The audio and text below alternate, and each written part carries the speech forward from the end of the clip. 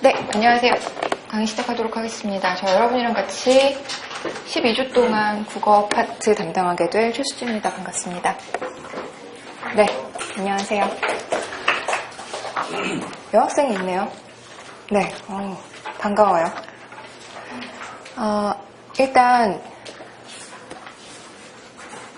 경무실 이 언어 파트가 어려울까요? 쉬울까요?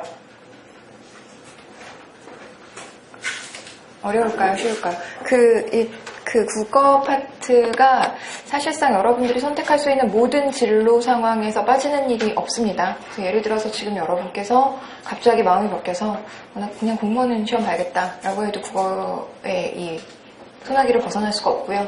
안 되겠다, 나 로스쿨 가야겠다 이래도 국어를 빼먹을 수가 없는 거죠. 그냥 일반 회사 들어가야겠다라고 해도 인적성 파트에서 언어 파트가 중요한 비중을 차지하고 있고요. 공기업, 공사, 공단 다 마찬가지로 들어가는 지점이 있습니다. 그래서 여러분들께서 지금 여기에 올인하는 상황이기는 하지만 이게 특수한 경우가 아니라 제 입장에서는 여러분들이 특별한 공부를 하시는 게 아니라 그냥 너무나 어떤 직업을 선택하는 데 있어서 누구나 해야 되는 공부를 여러분도 하고 계신 상황인 거죠.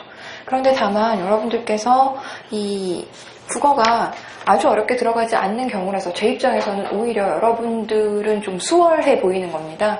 훨씬 더 많은 양을 훨씬 더 깊이 있게 하셔야 되는 분들도 있거든요. 근데 그 사람들이 국어에 자신이 있어서 그 직장을 선택한 게 아니라 그냥 그걸 하고 싶은데 국어 공부를 엄청 해야 되는 경우들이 굉장히 많은데요.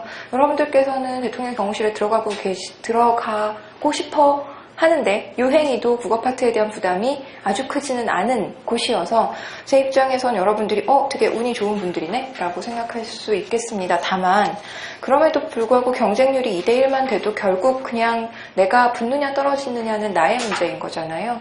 그래서 공부를 열심히 하셔야 된다는 거예요. 이게 쉽다라는 말씀을 여러분들이 여러 군데서 들으셨을 텐데 그냥 쉬우니까 적당히 하면 되고 쉬우니까 살짝 하면 되고 쉬우니까 그냥 수업만 들으면 되고 라고 혹시라도 이거 비슷하게 생각하시는 분들이 계시다면 아무리 쉽건 어렵건 문제의 난이도와 무관하게 그냥 우리는 경쟁 상황에 놓여 있으니까 안타까운 얘기긴 하지만 상대적으로 잘해야 되는 거죠.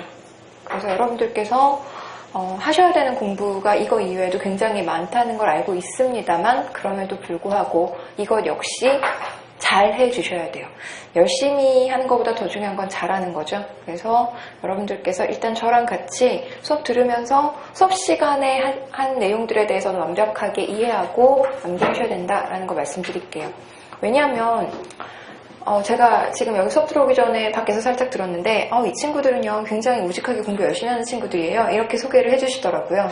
그래서 진짜 그런가? 이런 약간의 의심이 들기도 하고요.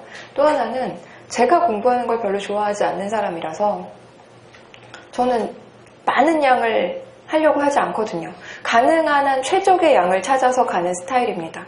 그래서 여러분들에게 한 1000가지의 공부를 가르쳐주고 자, 이 중에서 3개 나올 거야. 이게 아니라 그냥 가능하면 4개, 5개만 공부하고 그 중에 3개가 나오기를 원하는 방향으로 수업을 한다는 거죠. 즉, 수업 양이 적다는 거예요. 수업 시간에 다루는 내용이 그렇게 방대하지 않다는 겁니다. 그래서 여러분들이 수업 시간에 더 온전히 집중해 주셔야 되고요. 그 다음에 최대한 제가 여러분들의 공부량을 최소화시키는데 최선을 다할 터이니 여러분들은 저랑 같이 공부하시는 내용에 대해서는 완벽하게 숙지하시고 만약에 이해가 안 되는 부분이 있으면 어떻게든 해결하고 가셔야 돼요. 우리가 지금 국어 공부를 내려놓은 지 몇 년 되셨어요? 국어 공부를 더 이상 하지 않은 지 몇 년 됐어요? 몇 년 됐죠? 그쵸? 국어 공부한 시간이 많아요? 영어 공부한 시간이 많아요? 말도 안 되게 영어 공부한 시간이 훨씬 더 많죠. 문법만 따져도 어때요? 국문법, 영문법 어느 걸 더 많이 알아요? 영문법을 훨씬 더 많이 알아요. 그래서 여러분들이 그냥 일상생활에서 국어를 쓰고 그리고 적당히 맞춤법 알고 표준어 알고 이래서 특별히 더 공부할 게 없다고 생각할지 모르겠으나 실제로 시험을 준비하는 상황으로 국어를 공부하신 지 굉장히 오래됐기 때문에 여러분의 질문은 너무나 자기가 생각해도 말도 안 되고 자기가 생각해도 바보 멍텅구리 같은 질문이 나올 수밖에 없다는 거죠.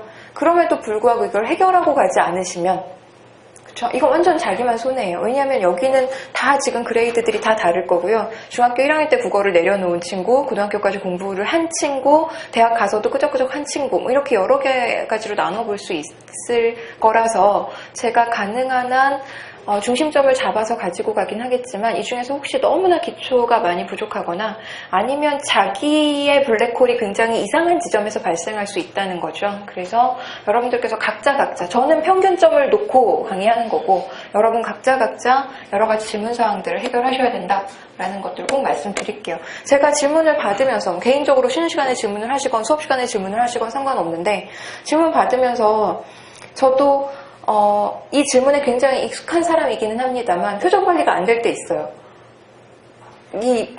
이게 도대체